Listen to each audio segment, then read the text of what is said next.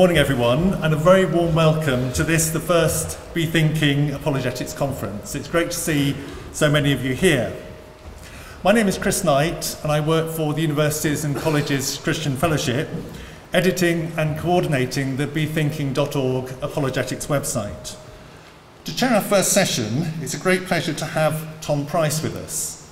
Tom is the founding editor of bethinking.org, my predecessor. He's a tutor at the Oxford Centre for Christian Apologetics in Oxford, a speaker for the Damaris Trust and for Ravi Zacharias International Ministries in Europe. Tom, would you like to come up to introduce Bill Craig? Thank you.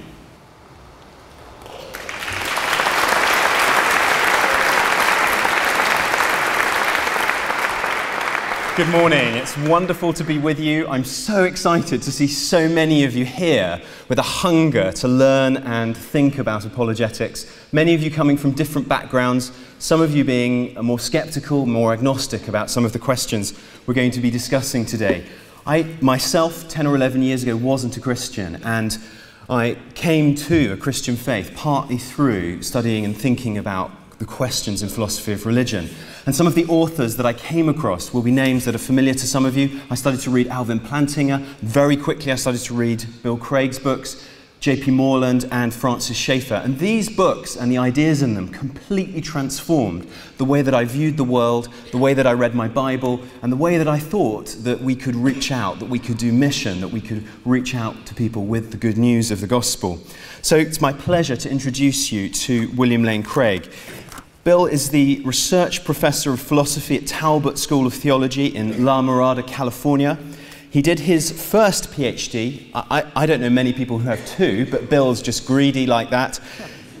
He did his first PhD on the Cosmological Argument under John Hick at Birmingham University in 1977. Then he did his second PhD under Wolfhart Pannenberg in Germany in 1984, studying the historicity of the resurrection.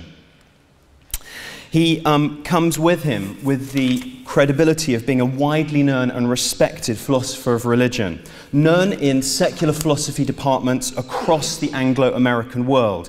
He is no Christian secret. He has made major contributions to the philosophy of religion and his defense of the Kalam Cosmological Argument. In fact, that argument has been the most widely discussed argument for God in Western philosophy. I'd like to just put two books in front of you. The first book is the first book of Bill's that I read. It's called Reasonable Faith. And I would encourage you, if you don't have a copy of this book, to get a copy of it. And then the second book is a book called On Guard. Now, this is £7.90, and for my money, this is one of the best popular level explanations of the evidences and arguments for God's existence that I have ever read in my life. It is a fantastic book. It's a triumph of popularization and writing, at the same time keeping that academic and scholarly credibility. So, without further ado, may I introduce you to William Lane Craig, who is going to deconstruct the new atheist objections to the arguments for God.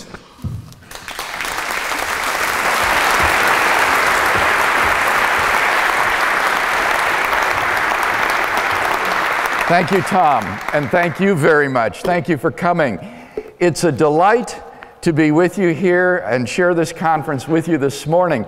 After debating 3 times at British universities, it's nice to have a day off and speak to friendly faces who are interested in the defense of the faith. So it's great to be with you today. Over the last 50 years or so, there has been an extraordinary renaissance of Christian philosophy in the Anglo-American world. And one of the manifestations of this renaissance has been a revival of natural theology in our day. That is to say, arguments for the existence of God. One of the fruit of this revival of natural theology is the Blackwell Companion to Natural Theology, published by Blackwell's in Oxford. And this book includes 11 detailed, lengthy, I think indispensable expositions of the classic arguments for God's existence. and is just one of the indications of the sort of renaissance that is going on in our day among contemporary philosophers with respect to the defense of arguments for God's existence. I described something of this renaissance in an article for Christianity Today a couple years ago, and it was interesting to see the reactions in the blogosphere to this cover story. Along with expressions of appreciation, there were comments like the following: Dawkins' The God Delusion soundly deals with these arguments. Did you even do any research? Or again, have you even read Dawkins' '(S) book? He answers every one of those arguments quite well. Or this comment: I was dismayed that Dr. Craig has used these arguments to defend the existence of God. As someone mentioned before, has he even read Dawkins' book? Now, it is the merit of the God Delusion that it does engage seriously with the classic arguments for God's existence. The writings of the new atheists in general do not typically even engage with theistic arguments, and at least Dawkins makes an attempt to do that. But what's remarkable, I think, about these comments is the degree of confidence placed in Richard Dawkins' supposed refutation of the arguments for God's existence. Are they right? Has Dawkins really dealt the death blow to these theistic arguments? Well, this morning I'd like to look at those arguments and see what Dawkins has to say about each one. Now, since my time is limited this morning, I can only consider the arguments that Dawkins himself raises. Doubtless you can think of other objections to these arguments, and that's good. It means you're thinking for yourself. But for a fuller treatment, I would recommend either my book, Reasonable Faith, or the Blackwell Companion. We have a PowerPoint to help us, so let's bring up the first slide, which is on the cosmological argument. Now, Dawkins doesn't even mention the primary form of the cosmological argument, which I presented, namely the argument from contingency. This is itself a remarkable oversight because this is the most famous version of the cosmological argument that has been defended. So obviously it cannot be the case that Dawkins has refuted all of the arguments that I mentioned, since he doesn't even deal with the first form of the cosmological argument. But he does discuss a different type of the cosmological argument, which can be formulated as follows. Number one, everything that begins to exist has a cause. Two, the universe began to exist. Three, therefore the universe has a cause.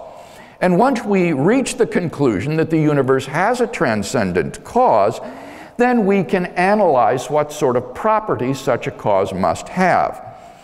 Now, premise one of this argument seems obviously true, I think. It's at least more plausible than it's contradictory or negation. To suggest that things could just pop into existence uncaused out of nothing is to quit doing serious philosophy and to appeal to magic.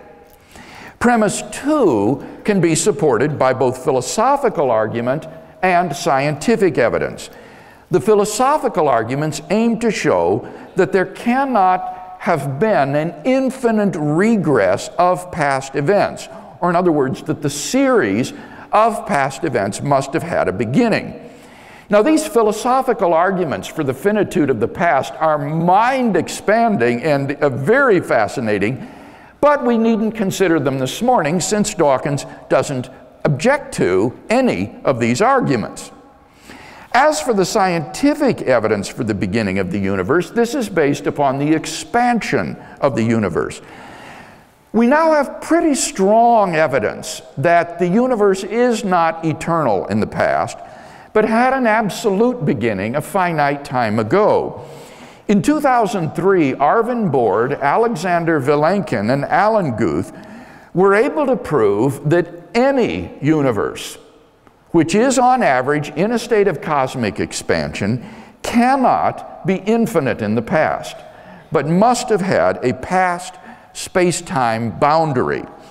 even if our universe is just a tiny part of a so-called multiverse of many universes, their theorem requires that the multiverse itself must have had an absolute beginning. Now, of course, highly speculative scenarios, such as loop quantum gravity scenarios, string models, even closed time-like curves have been proposed to try to avoid this absolute beginning. These models are not merely fraught with problems, but the bottom line is that these theories, even if true, do not succeed in restoring an eternal past. At the very most, they just push the beginning back one step. Vilenkin pulls no punches. He says, "It is said that an argument is what convinces reasonable men, and a proof is what it takes to convince even an unreasonable man. With the proof now in place, cosmologists can no longer hide behind the possibility of a past eternal universe. There is no escape. They have to face the problem of a cosmic beginning," end quote. Now it follows from the two premises that the universe has a cause. Well, what properties must such a cause of the universe possess?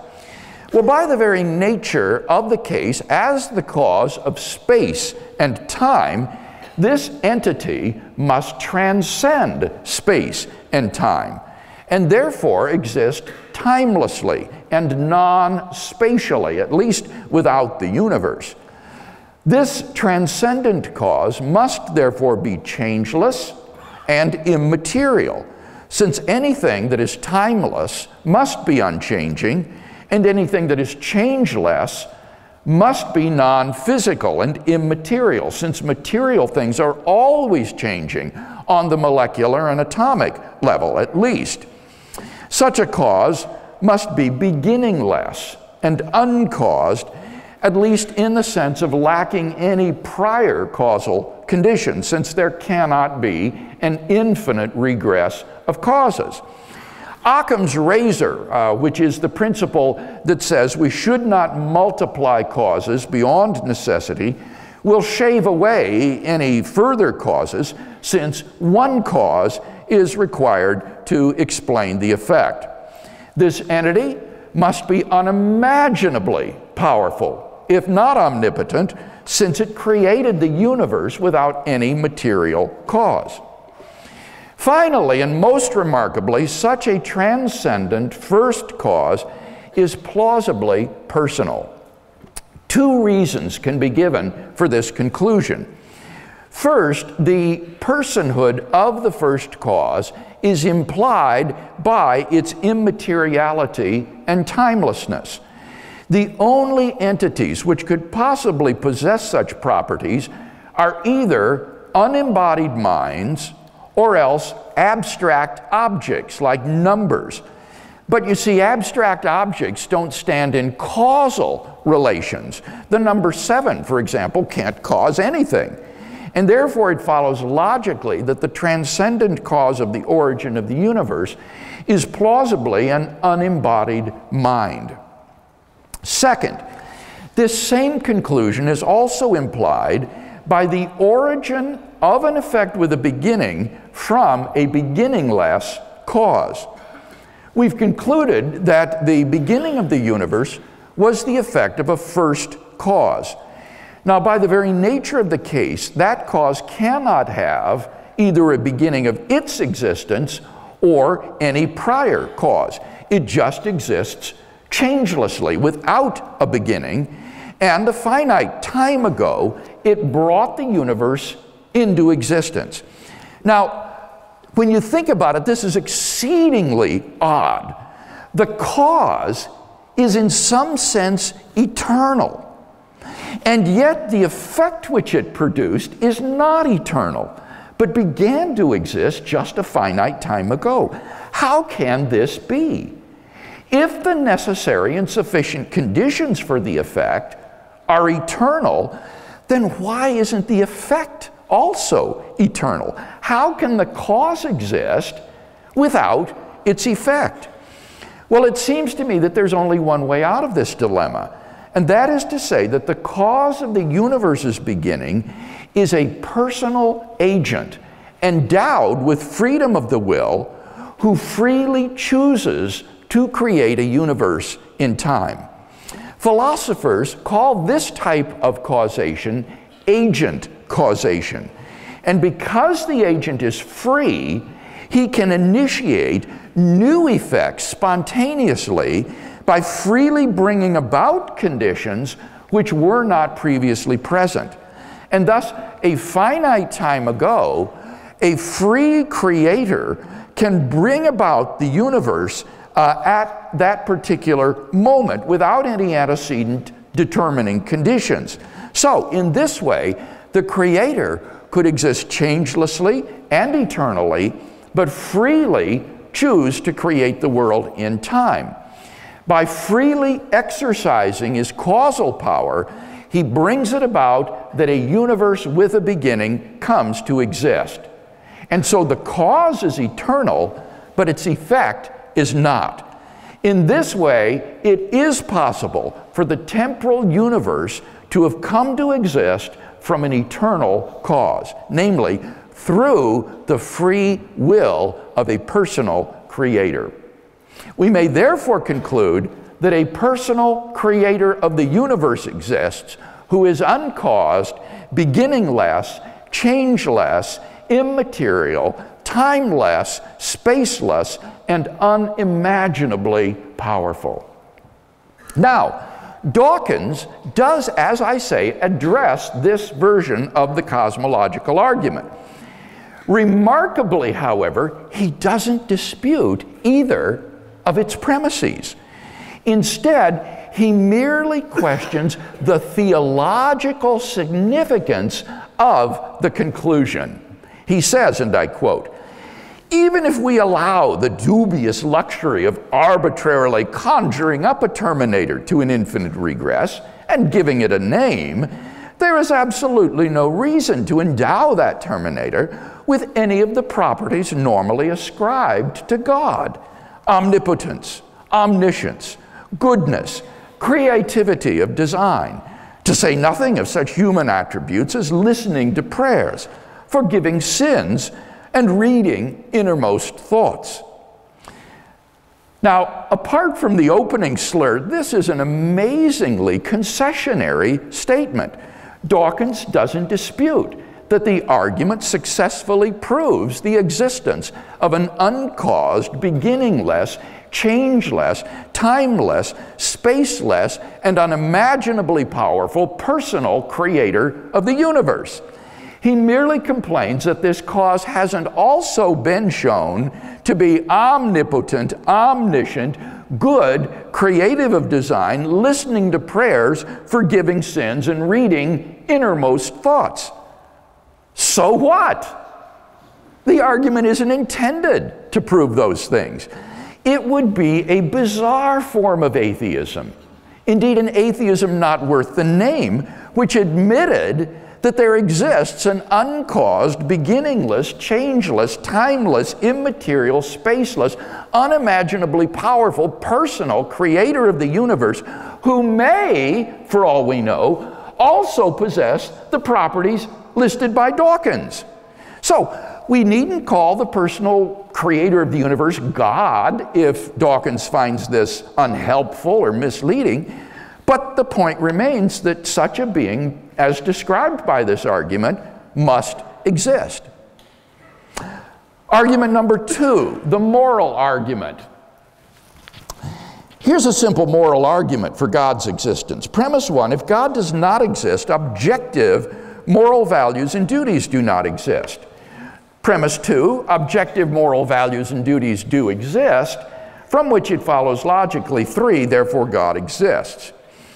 Now, what makes this little argument so powerful is that not only is it logically ironclad, but also that people generally believe both premises. In fact, with respect to premise 1, Dawkins informs us, there is at bottom no design, no purpose, no evil, no good, nothing but pitiless indifference. We are machines for propagating DNA. It is every living object's sole reason for being.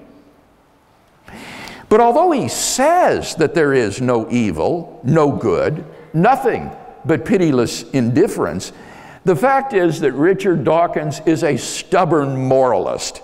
He vigorously condemns such actions as harassment and abuse of homosexuals, the religious indoctrination of children, the Incan practice of human sacrifice, and prizing cultural diversity over the interests of Amish children. He even goes so far as to offer his own amended version of the Ten Commandments for guiding moral behavior, all the while marvelously oblivious to the contradiction with his ethical subjectivism. Thus, affirming both premises of the moral argument, Dawkins is, on pain of irrationality, committed to the argument's conclusion, namely that God exists. Number 3, the teleological argument. The cutting edge of contemporary discussion of the teleological argument concerns the remarkable fine-tuning of the universe for intelligent life. Dawkins responds to this form of the argument in chapter 4 of his book under the heading, The Anthropic Principle, Cosmological Version. Here's a simple formulation of the teleological argument based on fine-tuning. Premise 1, the fine-tuning of the universe is due to either physical necessity, chance, or design. 2, it is not due to physical necessity or chance. 3, therefore, it is due to design. Now, with respect to premise 1, I'd better explain what is meant by fine-tuning. The expression does not mean designed. Otherwise, the argument would be obviously circular. Rather, during the last 40 years or so, scientists have discovered that the existence of intelligent life depends upon a complex and delicate balance of initial conditions given in the Big Bang itself.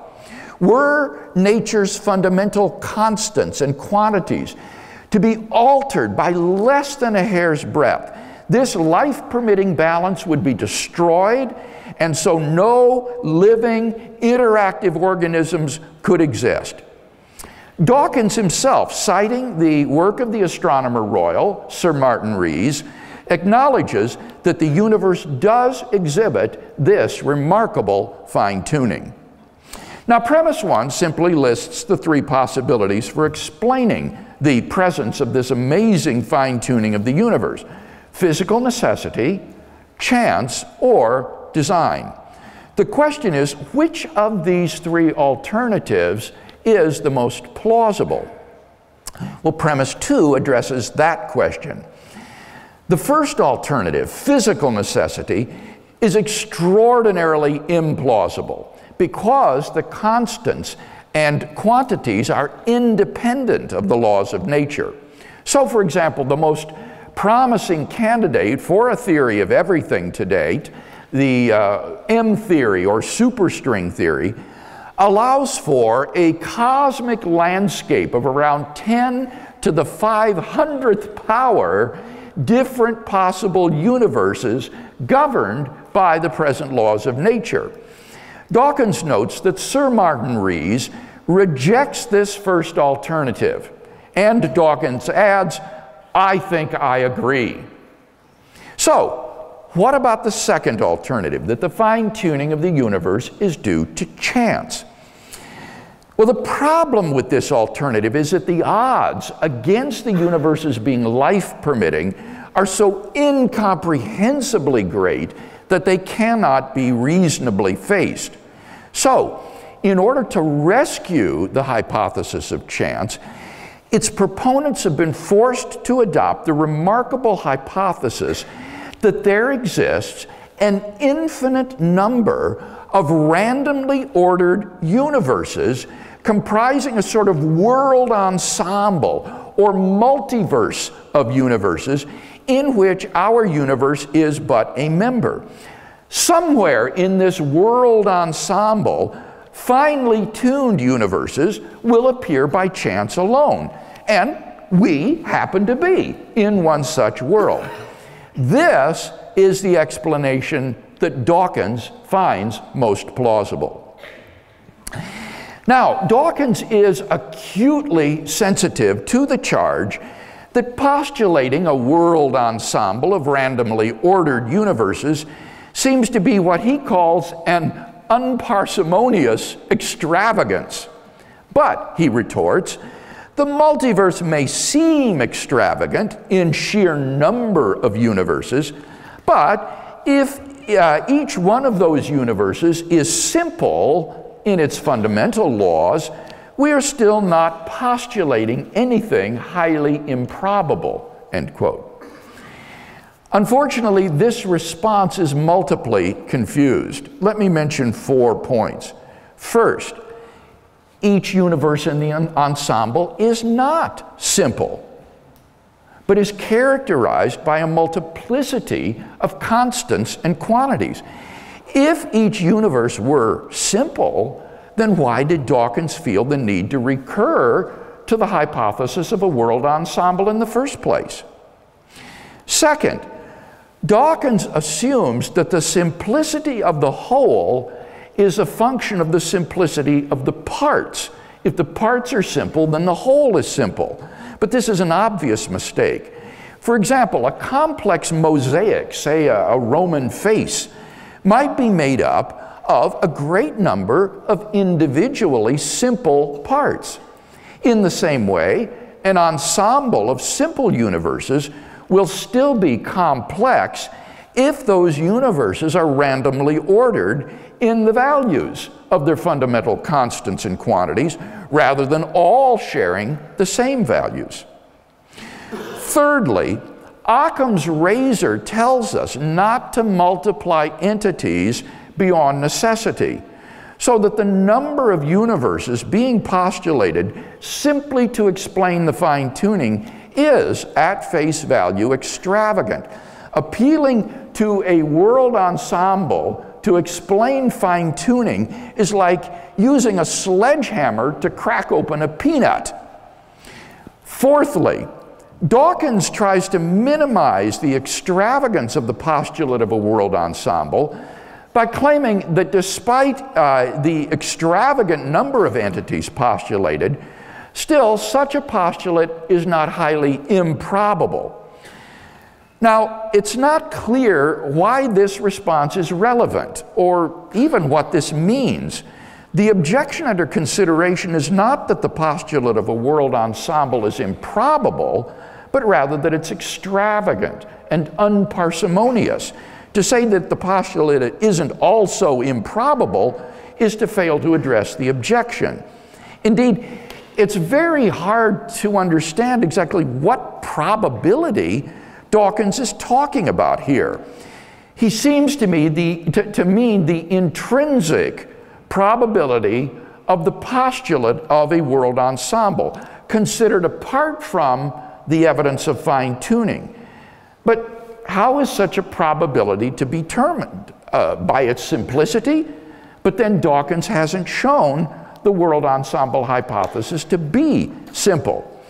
So what Dawkins needs to say, it seems to me, is that the postulate of an ensemble of universes may still be simple if there is a simple mechanism which, through a repetitive process, generates the many worlds. In that way, the huge number of entities postulated is not a deficit of the theory, because the entities all issue from a very simple fundamental mechanism. So, what mechanisms does Dawkins suggest for generating such an infinite, randomly ordered world ensemble? Well, first, he suggests an oscillating model of the universe, according to which the universe has gone through an infinite series of expansions and contractions.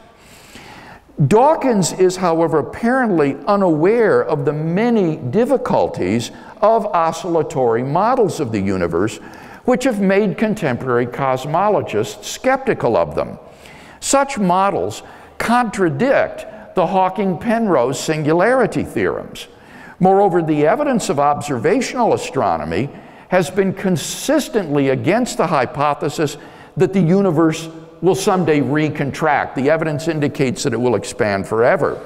And the thermodynamic properties of such models imply the very beginning of the universe that their proponents sought to avoid. But leave all that aside. Put it aside for now. Even if the universe could oscillate from eternity past, the irony is that such a model of the universe requires infinitely precise fine-tuning of the initial conditions in order to persist through an infinite series of bounces.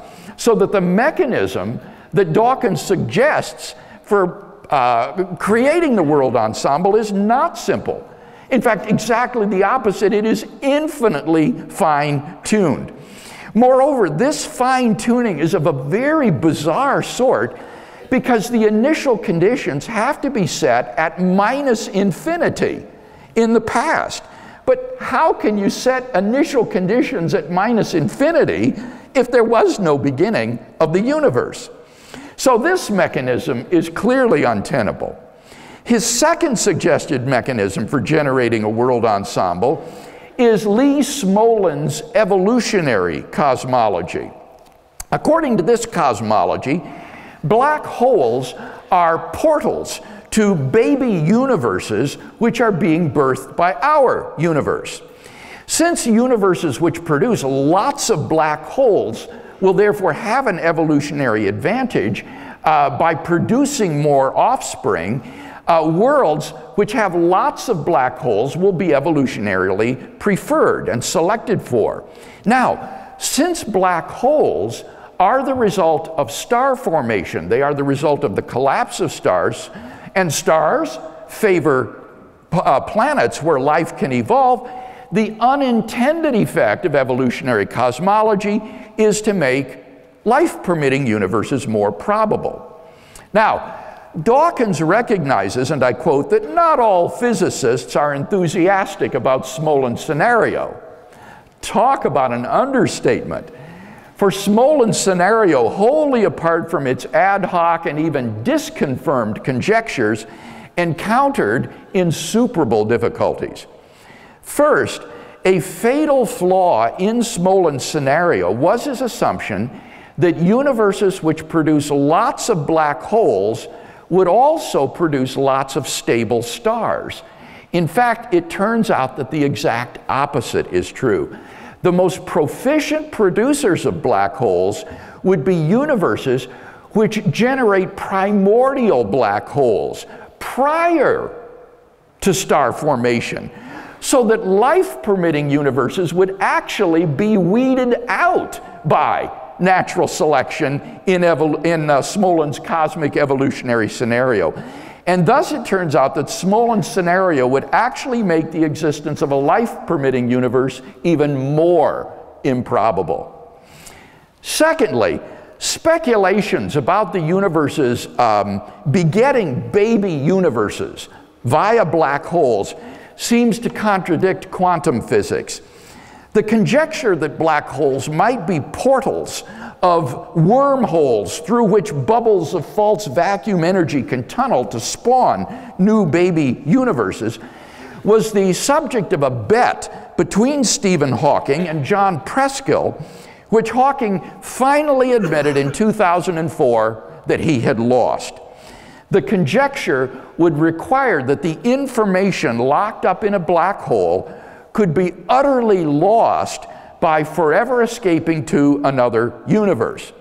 One of the last holdouts, Hawking finally came to agree that quantum theory requires that the information is preserved in black hole formation and evaporation.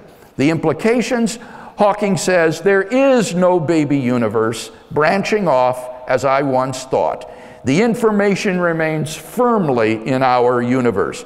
I'm sorry to disappoint science fiction fans, but if information is preserved, there is no possibility of using black holes to travel to other universes, end quote.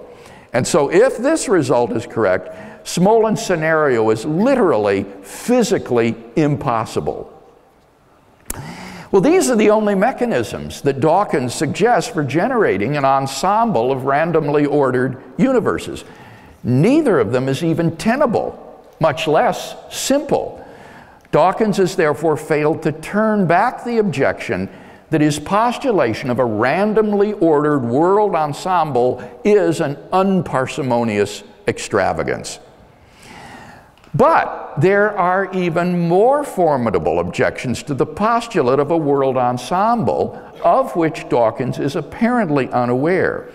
His Oxford colleague, Roger Penrose, has argued forcefully that if our universe is just a random member of a world ensemble, then it is inconceivably more probable that we should be observing an island of order no larger than our solar system in a sea of chaos. Observable universes like those are simply much more plenteous in the world ensemble than worlds like ours, and therefore ought to be observed by us. Since we do not have such observations, that fact strongly disconfirms the world ensemble hypothesis. On atheism, at least, it is highly probable that there is no world ensemble. The fine-tuning of the universe is therefore plausibly due neither to physical necessity nor to chance. It follows that the fine-tuning is therefore due to design, unless the design hypothesis can be shown to be even more implausible than its competitors. And Dawkins does in fact contend that the alternative of design is indeed inferior to the many worlds hypothesis. Summarizing what he calls the central argument of my book, Dawkins insists that even in the admitted absence of a strongly satisfying explanation for the fine-tuning in physics, still the quote-unquote relatively weak explanations we have at present are self-evidently better than the self-defeating hypothesis of an intelligent designer. Really? What is this powerful objection to the design hypothesis that renders it self-evidently inferior to the admittedly weak world ensemble hypothesis? Well, here it is. We are not justified in inferring design as the best explanation of the complex order in the universe, because then a new problem arises, namely, who designed the designer? Now, notice that Dawkins never even thinks to ask who designed the world ensemble, because he mistakenly thinks that it's simple and so doesn't need a designer. But this question, who designed the designer, is apparently supposed to be so crushing that it outweighs all the problems with the world ensemble hypothesis. Dawkins' objection, however, has no weight for at least two reasons. First, in order to recognize an explanation as the best, you don't need to have an explanation of the explanation. This is an elementary point in the philosophy of science. For example, if archaeologists digging in the earth were to find things looking like arrowheads and pottery shards, they would be justified in inferring that these artifacts are not the chance result of sedimentation and metamorphosis, but rather they were the products of an unknown group of people, even if they had no explanation whatsoever who these people were or where they came from. Similarly, if astronauts were to come upon a pile of machinery on the backside of the moon, they would be justified in inferring that it was the product of intelligent agents, even if they had no idea who those agents were, or where they came from, or how they got there. In order to recognize an explanation as the best, You don't need to have an explanation of the explanation. In fact, when you think about it, such a requirement would lead to an infinite regress of explanations. Before you could have an explanation of something, you'd need an explanation of the explanation. But before you could accept that, you would need an explanation of the explanation of the explanation, and so on to infinity, so that nothing could ever be explained, and science would be destroyed. Before any explanation was acceptable, you'd need an explanation of it, and then an explanation of the explanation, and then an explanation of the explanation of the explanation. Nothing could ever be explained. So, in the case at hand, in order to recognize intelligent design as the best explanation of the appearance of design in the universe, you don't need to be able to explain the designer. Whether the designer has an explanation can simply be left as an open question for future inquiry. Secondly, Dawkins thinks that in the case of a divine designer of the universe, if the designer is God, then the designer is just as complex as the thing to be explained, so that no explanatory advance is made. Now, this objection raises all sorts of questions about the role played by simplicity in assessing competing explanations. For example, there are many other factors than simplicity that scientists weigh in determining which explanation is the best, such as explanatory power, explanatory scope, plausibility, and so forth. An explanation which has, for example, broader explanatory scope may be less simple than a rival explanation, but still be preferred because it explains more things. Simplicity is not the only or even the most important criterion for assessing theories. But again, leave those questions to the side. Dawkins' more fundamental mistake lies in his assumption that God is just as complex an entity as the universe. That is plainly false. As a pure mind without a body, God is a remarkably simple entity. A mind or a soul is not a physical object composed of parts. In contrast to the contingent and variegated universe, with all its inexplicable constants and quantities, a divine mind is startlingly simple. Dawkins protests a God capable of continuously monitoring and controlling the individual status of every particle in the universe cannot be simple. Well, this is just confused. Certainly, a mind may have complex ideas, but the mind itself is a remarkably simple, non-physical entity. Dawkins has evidently confused a mind's ideas, which may indeed be complex, with a mind itself, which is an incredibly simple entity, being a non-physical substance which has no parts. Therefore, postulating a divine mind behind the universe most definitely does represent an advance in simplicity, for whatever that might be worth. Dawkins' central argument thus fails to show that the alternative of design is in any way inferior to the many worlds hypothesis.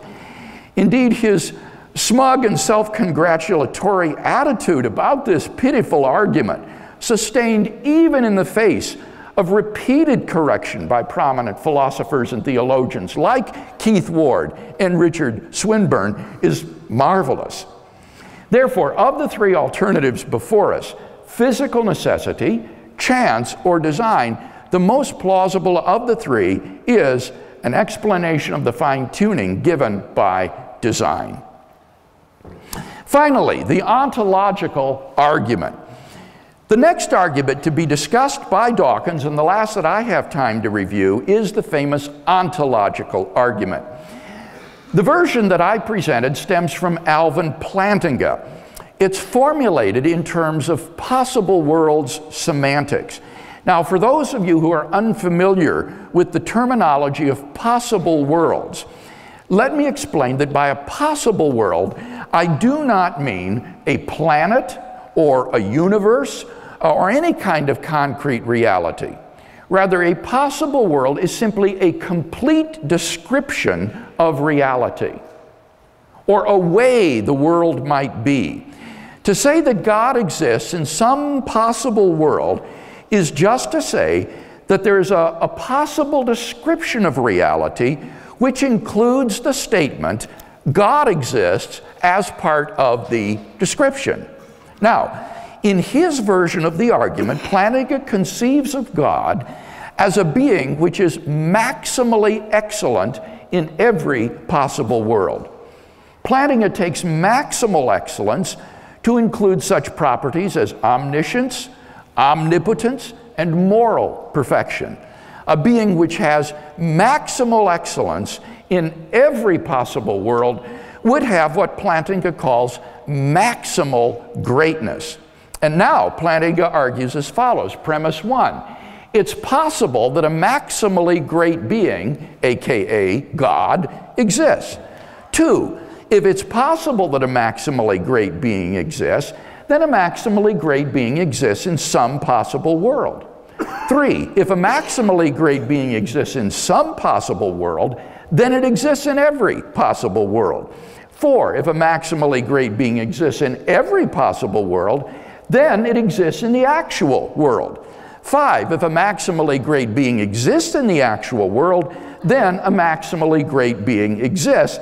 6. Therefore, a maximally great being, or God, exists. Now, it might surprise you to learn that steps 2 through 6 of this argument are relatively uncontroversial. Most philosophers would agree that if God's existence is even possible, then it follows logically that he must exist. The principal issue to be settled with respect to Plantinga's ontological argument is what warrant exists for thinking premise 1, it's possible that God exists, to be true. Well, the idea of a maximally great being is an intuitively coherent idea, and so it seems plausible that such a being could exist.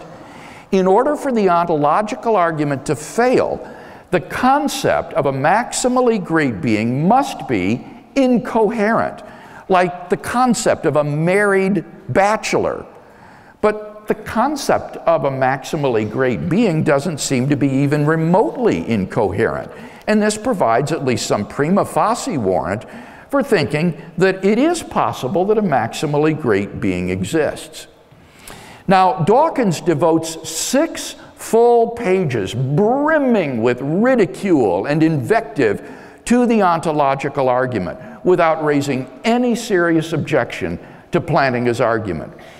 He notes in passing Immanuel Kant's objection that existence is not a perfection, but since Plantinga's argument doesn't presuppose that it is, we can leave that irrelevance to the side.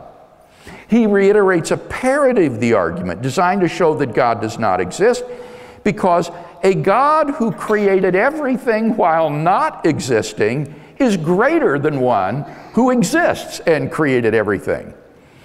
Ironically, this parody, far from disproving the ontological argument, actually reinforces it.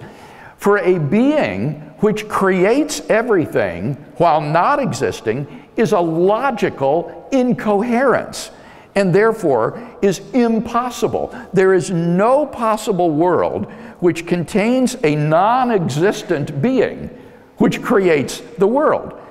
Now, if the atheist is to maintain, as he must, that God's existence is impossible, then the concept of God would have to similarly be incoherent. But it's not. And that supports the plausibility of premise 1. Dawkins also chortles, I've forgotten the details, but I once piqued a gathering of theologians and philosophers by adapting the ontological argument to prove that pigs can fly. They felt the need to resort to modal logic to prove that I was wrong. Well, this is just embarrassing. The ontological argument just is an exercise in modal logic, the logic of the possible and the necessary. I can just imagine what the philosophers and theologians whom Dawkins piqued at that conference must have been thinking. Well, I'm out of time. There are other arguments to be discussed. Doubtless you can think of substantive objections to the arguments I have discussed. But at least I hope to have shown that the objections raised by Richard Dawkins to those arguments are not even injurious, much less deadly.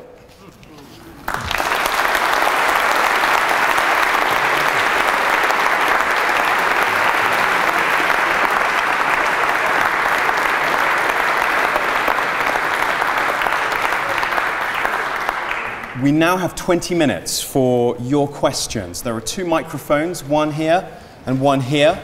So if you could form an orderly queue, we'd ask you to keep your questions on the topic of Bill's lecture just now, rather than asking other questions. I think you need to give yourself a round of applause for having done multiverses before 11 a.m. So give yourself another round of applause. Now, just as people are coming, some of you may be feeling, oh, I'm not sure if I understood all that. And I certainly feel that I didn't understand everything that Bill said.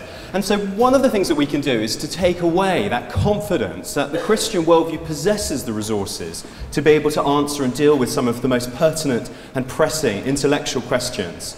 So I would invite you, first of all, to now put your questions to Bill. Are you ready, sir? Please go ahead.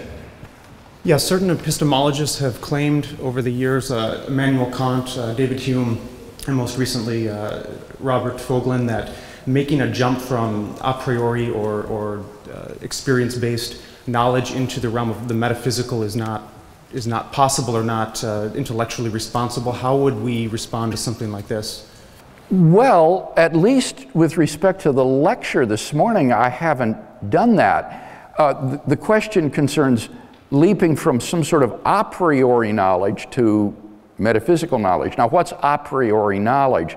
This would be knowledge that is gained prior to experience, a sort of innate knowledge. But I think if you look at the premises of the argument I discussed, they're hardly a priori.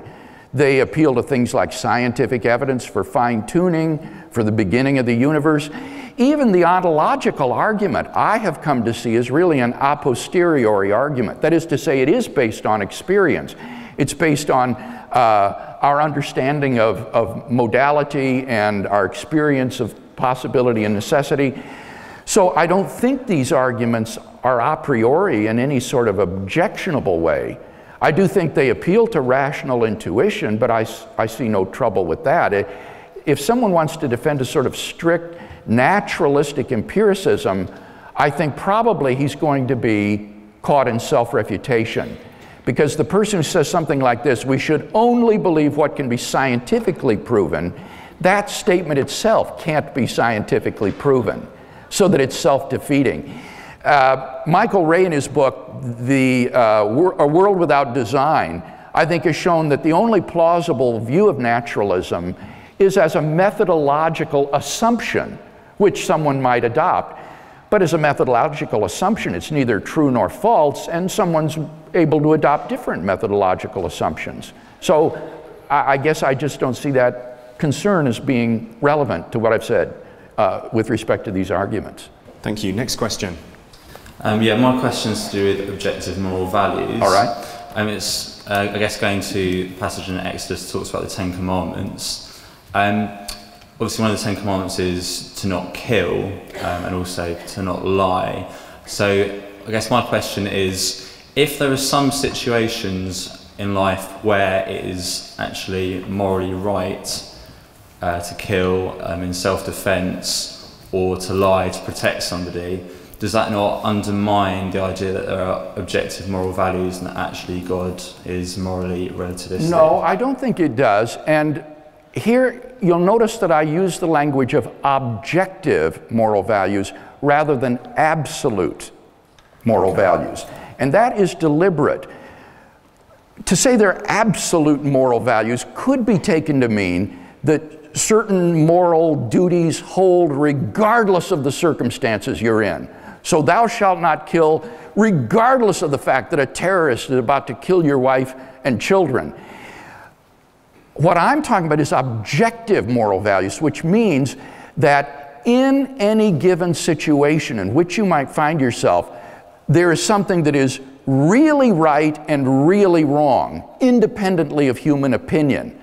But clearly that might vary with the circumstances. In some cases it would be morally permissible to kill, but in other cases it would be morally impermissible to kill. So what I'm talking about is objective right and wrong, but not necessarily absolutes that take no cognizance of the circumstances in which a person finds himself. Okay, thanks. Thank you for your question. I'm going to go again on this side. You've been queuing a little longer. Are you ready? Go ahead. Yeah, first of all, pleasure to be here and hear your lecture. Thanks very much. I have a question on the moral argument, kind of comprehensory question. I understand that the first premise of the argument, if God does not exist and objective moral values and duties do not exist, is not logically equivalent to the claim that objective moral values and duties exist if and only if God exists. That is, it's not a biconditional. In a recent Q&A on the Reasonable Faith website, you explained that the first premise in the moral argument is actually a counterfactual. Now, if the first premise were a biconditional, I take it that to demonstrate its truth, you'd have to outline the necessary and sufficient conditions for the existence of objective moral values and duties, and then show that necessarily those conditions cannot obtain on atheism. But my question is, what must be done to defend the first premise as a mere counterfactual, and more specifically, can you outline the premises that you would in fact use in an argument for the truth of that counterfactual, kind of step by step? Yeah. Bill, could you translate the question for us as well? Thank you. Could we bring up the moral argument slide? As I stated it today, I think I stated it in the indicative mood, that if if God does not exist, then moral values and duties do not exist. But I think one can actually state it as a subjunctive conditional, and this is the way I ran it in my debate with Peter Milliken last night. I did use that. Namely, if God did not exist, then objective moral values and duties would not exist. And the argument would be exactly the same, namely, that if atheism were true, if naturalism were true, then there just isn't any reason to regard human beings as loci of intrinsic moral value. They would just be relatively advanced primates, and I just don't see any reason, any explanation for thinking that the flourishing of these primates on this little planet is the source of intrinsic moral value. Especially difficult for the atheist view would be source of moral obligation. Where would moral obligations and prohibitions come from if there is no moral lawgiver to prohibit or prescribe moral duties?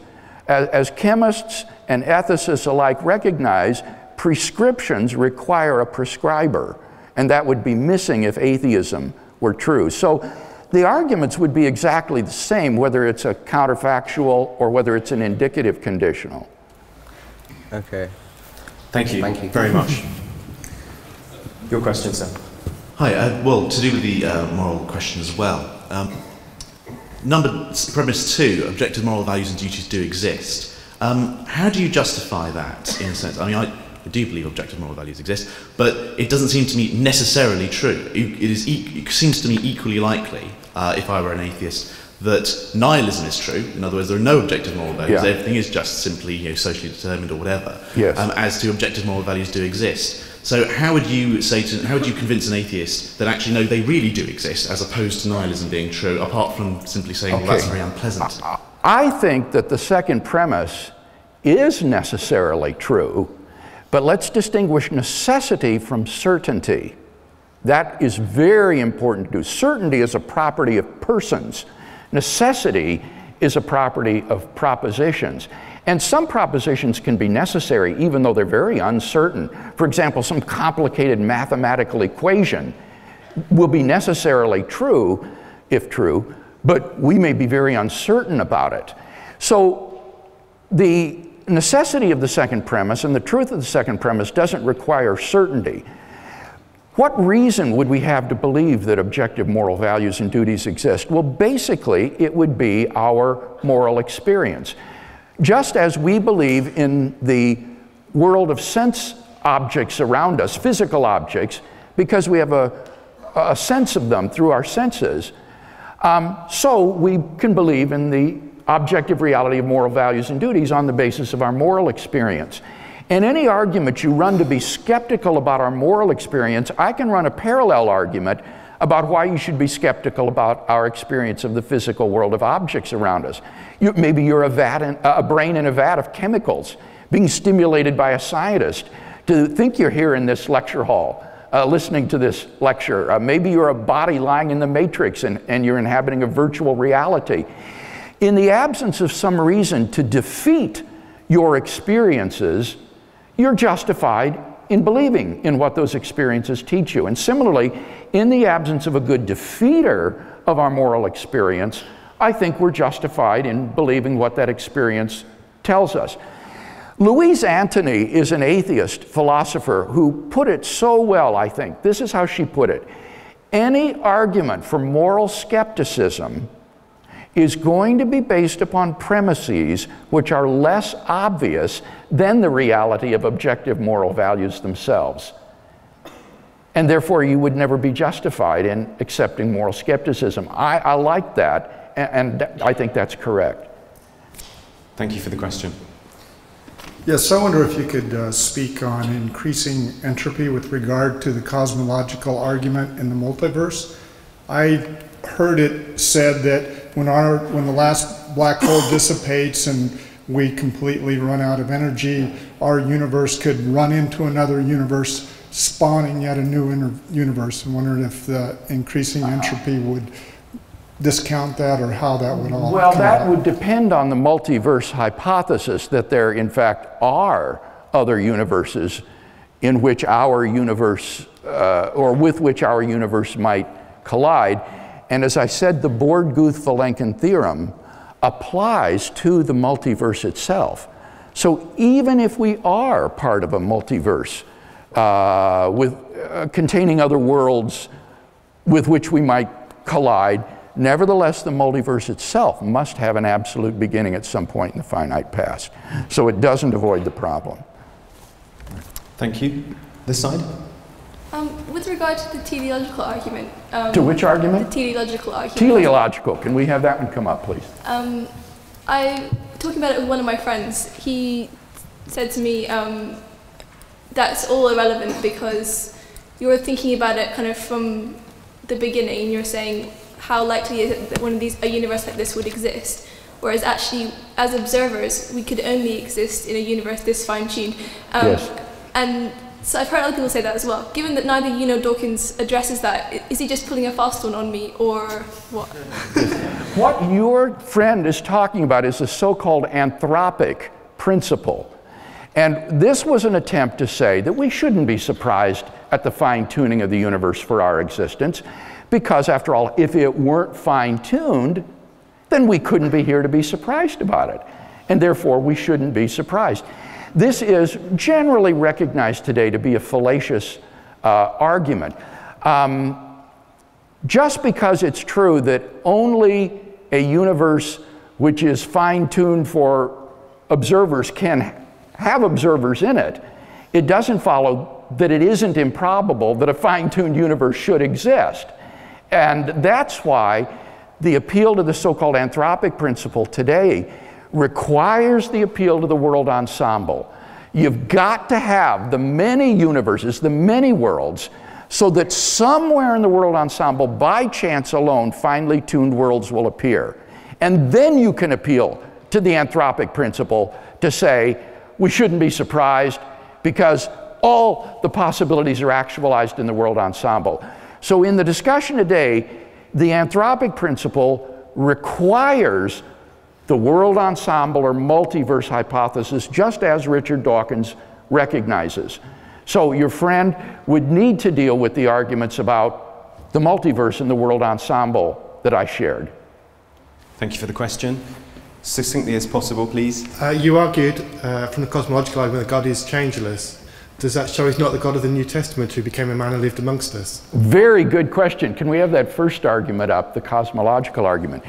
I said that the cosmological argument gets us back to a being who transcends time and space. And notice my caveat, I said, and who is therefore timeless, at least without the universe. Now, philosophers introduce these little caveats for reasons. And that is because I think, as you indicate, that it's very plausible that when God creates the universe, that at the moment of the creation of time, God enters into relationship with the universe and therefore is in time. And therefore the incarnation is no problem because God is in time. I think God exists right now. And he existed yesterday, he will exist tomorrow. So my studied view of this subject is that God is timeless without the universe and in time from the moment of creation on. Thank you. Question about the ontological argument. So it seems to me we can get away usually in modal logic with using a counterpart relation for things between worlds. I didn't catch that. It seems that we can normally get away in modal logic by using a counterpart relation for things between worlds. But, and I assume Plantinga has a solution to this. Presumably you've got to pass the first premise as there's a world at which something is such that it is maximally excellent at every world in which it exists. And it seems that you need not just counterpart relation, but actually identity there between worlds. And I wonder how you make sense of that. This is a very technical question about identity across possible worlds. And Alvin Plantinga, as perhaps you know, gives, I think, a very sound critique of counterpart theory in his book, The Nature of Necessity. And I see no reason whatsoever that we can't just stipulate which being it is in each possible world in which that being exists. It's the problem with people who appeal to counterparts seem to think that it's a matter of sort of looking into this other possible world and finding Peter May in this other world. Now, how do you find him if he has red hair and he's short and fat? How do you discover which one is Peter May? But that's completely wrong-headed. It's just a matter of stipulating in this world, Peter May weighs 300 pounds, red-haired, and short. In this world, he's tall and skinny. It's simply stipulation. So I don't see that there's any sort of problem with trans-world identity. And in that, the vast majority of contemporary philosophers, I think, would agree. There are very few that would hold to this kind of modal realism and counterparts of you that exist in other worlds. Thank you for the question. We have time for one more question. We've obviously got some philosophers in the audience today. They've snuck in here. Yes, okay. Yeah, they snuck in today. This will be the last question. Thank you for your answer. This is also about the ontological argument, and it may even be the same question. I don't have the philosophical vocabulary to tell if it is. What do we mean by a maximally great or maximally excellent being? That seems a very ill-defined term to me. So somebody could say, I think it would be more excellent for it to be a flying pig than not a flying pig. Flying what? A flying pig. Pig? That would be really excellent. Yeah. So it seems very subjective what we mean by excellent.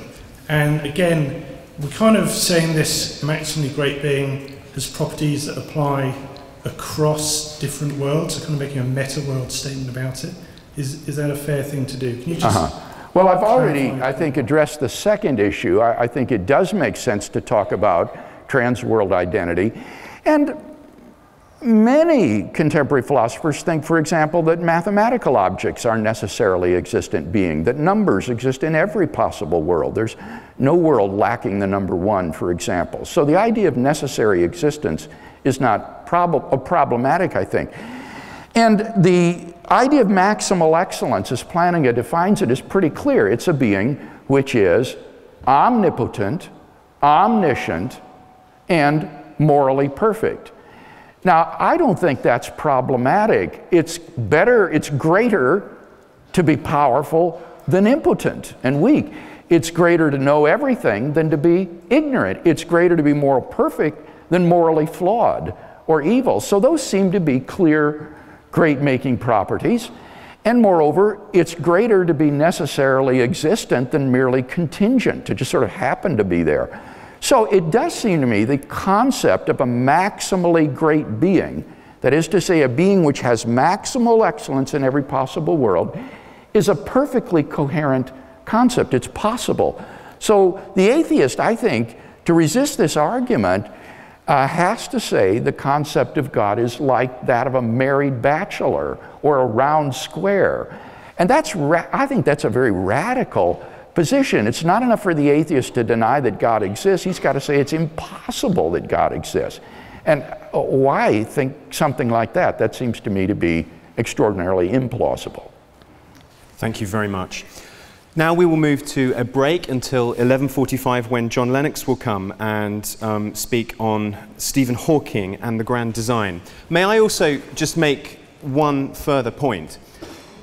In the presentation of what Bill has done this morning, and then by standing up here and defending his view, opening himself up to questions, he's demonstrated a core principle of what we believe as Christians, that our beliefs are open to question. We're not 6 foot above contradiction, that we want to expose what we believe to these questions.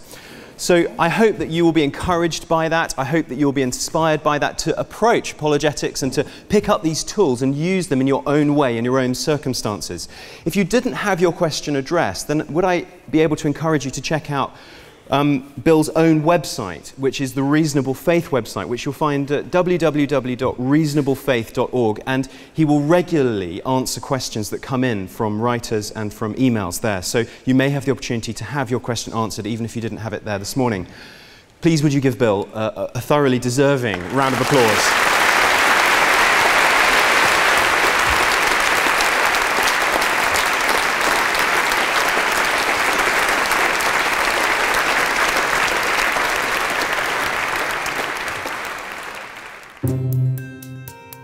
My brief is to talk to you about probably the most powerful scientific voice that has been added to the atheist choir.